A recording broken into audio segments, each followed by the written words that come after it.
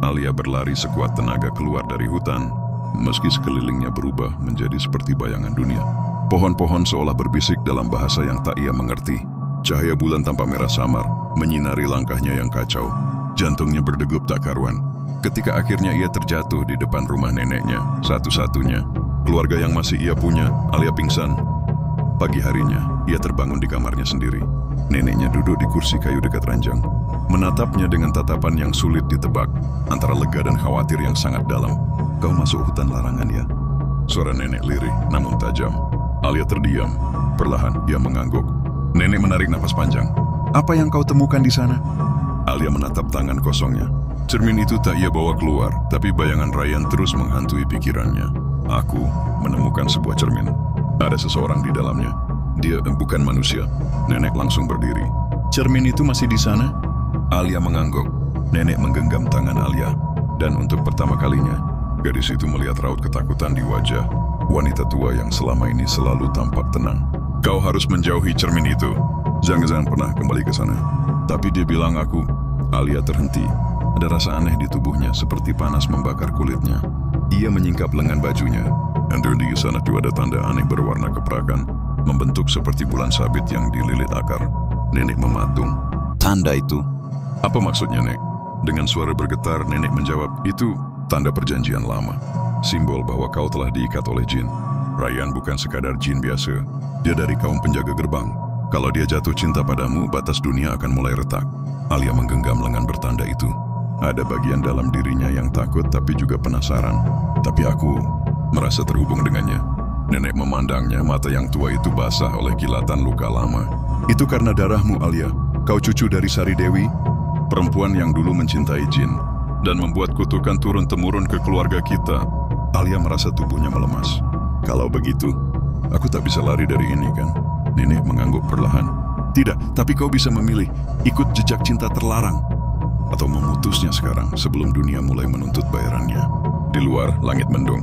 Angin berhembus membawa suara halus dari jauh. Dan Alia tahu, Ryan sedang memanggilnya. Malam itu, Alia tidak bisa tidur. Tanda bulan sabit di lengannya berdenyut hangat seperti membisikkan nama Ryan. Ia berdiri di depan jendela, menatap hutan larangan yang gelap pekat. Meski nenek melarangnya, rasa dalam hatinya semakin kuat, seolah ada ikatan yang tak bisa dijelaskan dengan logika. Tepat tengah malam, bayangan cermin muncul di pikirannya, dan sebuah bisikan terdengar dalam angin. "Kembalilah. Aku menunggumu, Alia." Alia kembali ke hutan, kali ini membawa cermin kecil milik ibunya yang sudah meninggal. Entah kenapa ia merasa benda itu akan membantunya. Langkah-langkahnya menyusuri jalan setapak sunyi. Ketika ia sampai ke tempat pertama kali menemukan cermin, benda itu masih tertancap setengah di tanah, namun kini menyala samar dengan cahaya kebiruan. Wajah Ryan muncul kembali. Kali ini lebih jelas. Ia tampak lelah, namun senyumnya tetap sama. "Kau kembali," bisik Ryan. Alia menyentuh permukaan cermin. "Aku tidak bisa menjauh. Aku ingin jawaban." Ryan menatapnya dengan dalam. "Dunia kita tak bisa menyatu. Tapi jika kau tetap mendekat, mereka akan datang." "Siapa mereka?" Ryan menghela napas. "Para penjaga gerbang. Makhluk tertua dari alamku. Tugas mereka menjaga batas antara manusia dan jin. Jika mereka tahu bahwa aku mencintaimu, maka engkau akan menjadi ancaman." Tiba-tiba, udara di sekitar berubah dingin. Daun-daun berdesir, dan kabut tebal mulai turun. Ryan memejamkan mata. Terlambat. Mereka sudah tahu. Dari balik pepohonan muncul 3 sosok tinggi, mengenakan jubah gelap dan wajah tak berbentuk. Mata mereka menyala merah. Suara mereka menggema dalam bahasa yang menusuk telinga manusia. "Ryan Al-Ruh, kau telah melanggar sumpah. Hukumannya adalah pengasingan abadi dan kemusnahan ikatan."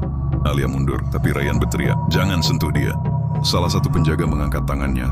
Dari tanah muncul akar-akar gelap yang melilit kaki Alia. Ia menjerit, berusaha melepaskan diri. Namun sebelum semuanya memburuk, cermin kecil milik ibunya yang ia bawa terjatuh dan retak. Kilatan cahaya memancar dari pecahannya. Cahaya itu menyelimuti tubuh Alia dan mementalkan para penjaga beberapa langkah ke belakang. Ryan terkejut. "Itu warisan darahmu." Alia menatap pecahan cermin yang kini berubah menjadi logam perak dengan simbol kuno. Ia menggenggamnya erat. Salah satu penjaga berbisik, "Dia bukan manusia biasa. Dia pewaris kunci gerbang." Ryan melangkah ke arah mereka. Wajahnya kini berubah, dingin, tegas, seolah sisi lamanya yang tertidur bangkit kembali. "Kalau begitu, jangan sentuh dia." Atau kalian akan menghadapi aku, Ryan, dari garis pertama. Para penjaga saling berpandangan, lalu menghilang dalam kabut. Alia jatuh terduduk, napasnya tercekat.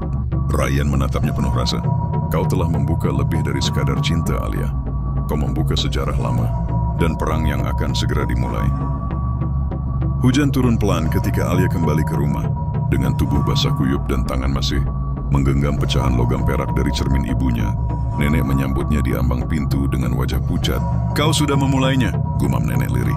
Perang yang pernah terjadi ratusan tahun lalu akan terulang. Alia menatap neneknya, matanya penuh tanya. Apa yang sebenarnya terjadi dulu, Nek? Siapa aku? Dan siapa Ryan? Nenek duduk perlahan di kursi kayu yang mulai rapuh.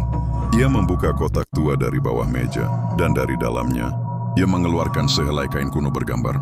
Simbol bulan sabit dililit akar sama, seperti yang muncul di lengan Alia. Ini warisan keluargamu. Simbol perjanjian cinta yang dulu pernah dibuat oleh Sari Dewi, nenek buyutmu, dan seorang jin penjaga bernama Al-Mahran. Alia terpaku. Dia jatuh cinta pada jin juga? Nenek mengangguk perlahan. Mereka menciptakan perjanjian rahasia untuk menyatukan dua alam. Tapi cinta mereka tak direstui. Para penjaga gerbang, makhluk, seperti yang kau lihat malam tadi, menghukum Al-Mahran dan mengutuk garis keturunan Sari Dewi dengan beban perjanjian. Jika ada keturunan mereka yang kembali membangunkan cinta dari alam seberang, perang antar dunia akan dimulai kembali.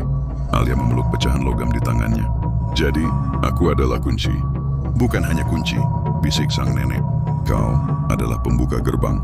Tiba-tiba cermin kecil di tangan Alia kembali bersinar. Suara Ryan terdengar. Nah Alia, para penjaga tidak mundur. Mereka hanya menunda. Dunia kami mulai retak dan dunia kalian akan ikut terseret. Alia menutup matanya. Dalam hatinya, ia tahu ia tak bisa mundur lagi. Rasa dalam dadanya pada Ryan bukan sekadar cinta remaja atau ketertarikan sesaat.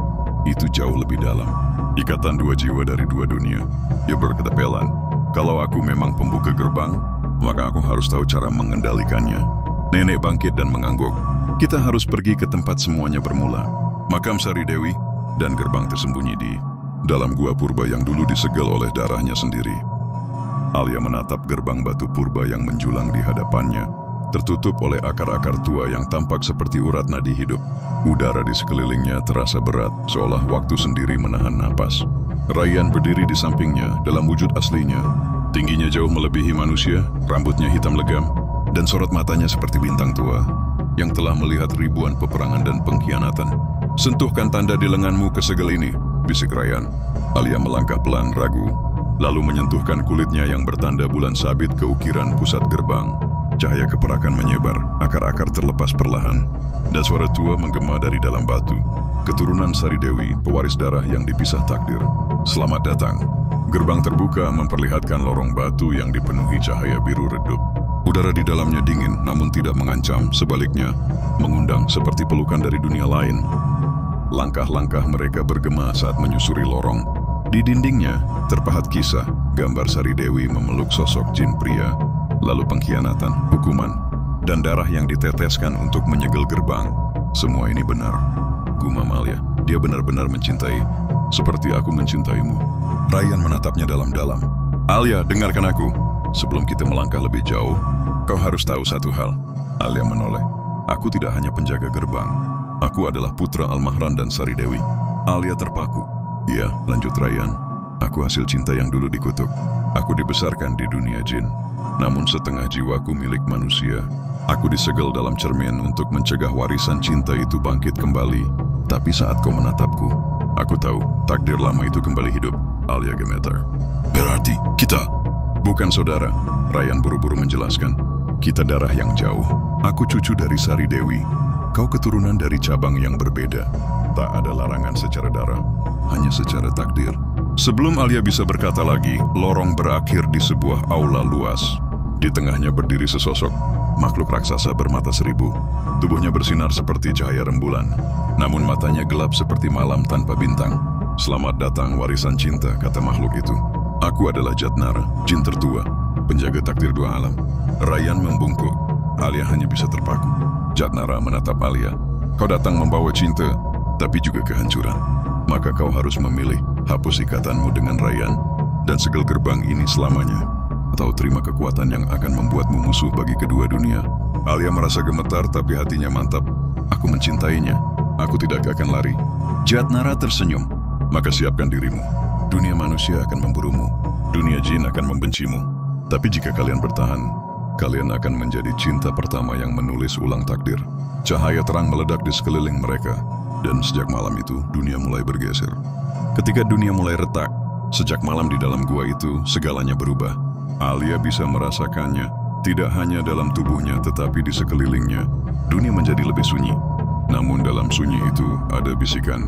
Bukan sekadar suara tapi firasat. Seolah batas tipis antara realitas dan mimpi mulai larut. Di pagi hari ia berdiri di pekarangan rumah, memandangi langit yang kini tak lagi sebiru biasanya. Awan-awan kadang membentuk simbol-simbol kuno, dan burung-burung menjauh dari tempat tinggalnya. Penduduk desa mulai berbisik. Nenek mendekatinya sambil membawa secangkir teh. Mereka mulai merasakannya. Apa yang akan terjadi, Nek? Tanya Alia lirih.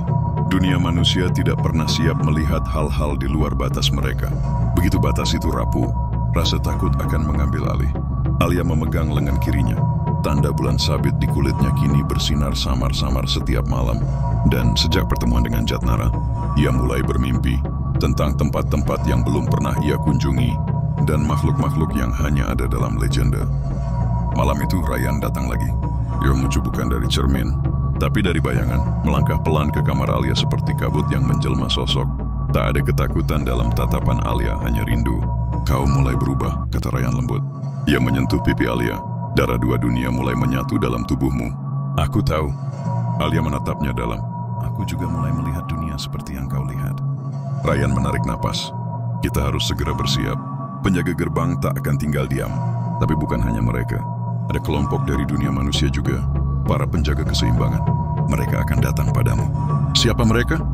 Mereka adalah manusia yang tahu dunia jin itu nyata. Tugas mereka menjaga agar tidak ada manusia yang melampaui batas. Dan kau, Alia, telah melampaui semuanya. Keesokan harinya Alia tak bisa ke kota. Jalan ditutup. Orang-orang desa mulai gelisah. Mereka berkata, malam sebelumnya mereka melihat bayangan tinggi berdiri di hutan. Seseorang bahkan berkata, gadis dari rumah tua itu membawa malapetaka. Dan saat malam tiba, sebuah benda dilempar ke jendela rumahnya. Tulisan ancaman bertinta merah, tinggalkan desa ini sebelum semuanya binasa. Nenek memeluk Alia erat malam itu. Kau tidak sendiri, tapi kau tak bisa tinggal di sini lagi. Ryan muncul di ambang pintu, matanya bersinar dalam gelap. Alia, waktumu di dunia ini tinggal sebentar. Jika kita ingin bertahan, kita harus ke tengah alam, tempat antara dunia manusia dan dunia jin. Di sanalah semua akan diputuskan. Alia menggenggam tangan Ryan. Aku tak akan mundur. Dan malam itu, mereka meninggalkan dunia manusia. Namun tanpa mereka sadari, seorang yang telah mengikuti mereka sejak awal. Seorang pemuda berjubah hitam, bermata tajam dan membawa pedang yang berpendar cahaya emas. Yang outrun anggota penjaga keseimbangan. Dan Alia adalah target utamanya. Mata sang penjaga, namanya adalah Elan, cucu dari pemimpin penjaga keseimbangan generasi terdahulu. Ia bukan pembunuh, tapi seorang penjaga doktrin. Sejak kecil ia diajarkan satu hal. Jika manusia dan jin bersatu, dunia akan pecah seperti kaca yang menolak cahaya. Maka ketika laporan tentang seorang gadis yang membuka segel kuno sampai ke telinga dewan penjaga, Elan langsung dikirim. Bukan untuk memperingatkan, tapi untuk mengakhiri. Sementara itu, di batas dunia, di wilayah abu-abu tempat langit, tak pernah benar-benar terang atau gelap. Alia dan Ryan bersembunyi. Tempat itu disebut Dataran Shamra, wilayah netral yang hanya bisa diakses oleh makhluk berdarah campuran. Disinilah cinta mereka bisa bernapas tanpa segera dihukum. Tapi bahkan di tempat itu, kedamaian tidak utuh. Alia mulai merasakan perubahan dalam dirinya. Matanya bisa melihat sesuatu yang bahkan Ryan tak lihat. Jalur takdir, garis tipis, bercahaya yang menghubungkan jiwa-jiwa. Ia bisa menyentuh benda tanpa menyentuhnya. Ia bisa berbisik pada hembusan angin dan mendapat jawaban dalam bunga yang berguguran. Kau mulai membangkitkan kemampuanmu, kata Ryan suatu malam. Itu anugerah, tapi juga kutukan. Banyak yang akan memburumu karenanya. Alia hanya menjawab, kalau ini adalah harga karena mencintaimu, maka biarlah tubuhku menjadi medan perang. Ryan memeluknya erat. Aku akan melindungimu, selalu. Namun malam itu juga, di balik kabut, langkah-langkah tanpa suara menyusup. Elan berdiri di atas tebing Shamra, memandang dua kekasih itu dari kejauhan. Ia menghunus pedangnya yang disebut langkah. Terakhir, senjata suci yang hanya bisa digunakan untuk menghentikan penggabungan dua alam. Dia terlihat seperti gadis biasa, bisiknya. Namun saat Elan hendak melangkah maju, Sebuah suara terdengar dalam pikirannya, bukan suara dari luar, tapi suara Alia. Aku tahu kau di sana. Elan terkejut. Alia berdiri di hadapannya, mata keperakan bersinar pelan. Ia telah membaca jalur takdir yang mengarah padanya. Meski tubuh Elan tersembunyi oleh sihir dan jubah kabut, Alia telah melihat hatinya. Apa kau datang untuk membunuhku? Tanya Alia tenang. Ryan berdiri di belakangnya, siap bertarung. Tapi Alia mengangkat tangan menghentikannya. Elan menurunkan pedangnya. Wajahnya ragu. Kau seharusnya tidak ada, Alia. Dunia ini terlalu rapuh untuk cinta kalian. Alia melangkah mendekat, dan untuk sesaat, Elan melihat bukan sekadar gadis manusia, tapi sosok yang bersinar, pemilik takdir baru. Aku tidak minta dunia mengerti cinta kami, ucap Alia, tapi aku tidak akan biarkan dunia menginjaknya. Elan terpaku. Dalam dirinya dua suara bertarung. Doktrin bina keraguan. Besok, katanya akhirnya, aku akan kembali. Dan jika aku melihat kalian tetap di sini, maka tidak akan ada lagi kata. Ia menghilang ke dalam kabut, meninggalkan keheningan yang lebih dingin dari malam. Ryan memegang tangan Alia. Dia tidak akan berhenti. Alia menatap jauh ke langit dataran Shamra yang mulai retak di ujung cakrawala. Maka kita harus bergerak lebih cepat. Kita harus temukan tempat paling tua, jantung dua dunia. Di sana, kita bisa menulis ulang hukum yang memisahkan kita. Ryan mengangguk. Tapi jauh di bawah dunia mereka, sesuatu telah bangkit. Makhluk yang bahkan jin pun takut menyebut namanya, tersenyum dalam gelap, menunggu cinta itu semakin kuat, agar bisa merusaknya dari dalam. Dunia yang diciptakan cinta, dataran Shamra kini berubah menjadi medan akhir. Di bawah langit retak dan pohon cahaya yang nyaris runtuh, tiga kekuatan berdiri saling berhadapan, cinta, penjaga, dan kehancuran. Jin kegelapan purba Malzahir menggeram, suara dalamnya menimbulkan retakan di tanah. Dari tubuhnya menyembur bayangan-bayangan luka cinta masa lalu, pasangan yang gagal, cinta yang dihukum, janji yang dikhianati. Semuanya dikutuk menjadi kekuatan yang memperkuatnya. Kalian ingin dunia menerima cinta dua alam? Raung Malzahir. Maka dunia harus dibakar dan dibangun ulang dari abu. Ryan maju lebih dulu. Tubuhnya kini bercahaya, wujud penuhnya sebagai warisan dua dunia. Namun kekuatan Malzahir terlalu besar. Setiap serangannya membuat dunia berguncang. Pohon di tengah medan perang mulai retak, akar-akar emasnya mencicit pilu. Alia berlutut di bawah pohon. Ia menyentuh tanah, memejamkan mata, dan untuk pertama kalinya, berdoa bukan sebagai manusia, tapi sebagai sesuatu yang berada di antara segala hal. Aku bukan jin, bukan manusia. Aku adalah anak dari cinta yang menolak tunduk. Tanda bulan sabit di lengannya menyala terang. Suara dari dalam bumi, dari atas langit, dan dari dalam pohon menjawab. Alia bangkit. Tubuhnya dilingkupi cahaya putih keperakan. Dia tidak melawan Malzahir dengan kekuatan, tapi dengan kenangan cinta. Setiap langkahnya menyalakan satu kisah.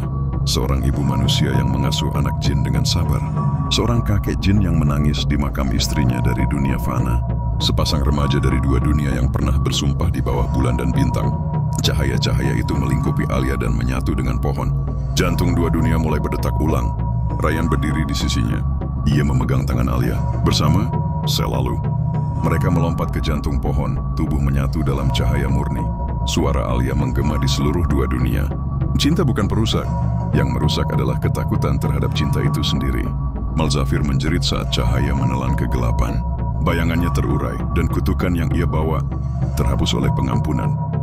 Ketika segalanya tenang, pohon putih telah berubah. Kini akarnya menyebar ke kedua alam, menghubungkan mereka seperti urat nadi baru. Langit kembali biru. Dunia jin dan manusia tak lagi sepenuhnya terpisah, tapi juga belum benar-benar bersatu. Sebuah jembatan terbentuk, tak kasat mata, namun hidup dalam hati. Alia dan Ryan tidak kembali dalam wujud lama mereka. Mereka kini adalah penjaga cinta lintas dunia tak bisa disentuh, namun bisa dirasakan oleh siapapun yang mencintai melawan batas. Di dunia manusia, seorang gadis muda bermimpi tentang cahaya bulan yang tersenyum. Di dunia jin, seorang pemuda menciptakan lagu tentang cinta yang tak pernah menyerah. Dan di tengah-tengah semuanya, Alia dan Ryan masih berdiri. Di desa tempat Alia dulu tinggal, seorang anak kecil duduk di bawah pohon tua dan berkata pada angin, "Nek, kau percaya jin dan manusia bisa saling mencintai?" Sang nenek tersenyum dan menjawab, "Kalau cinta itu cukup kuat, bahkan alam pun tak bisa melarangnya." Tamat.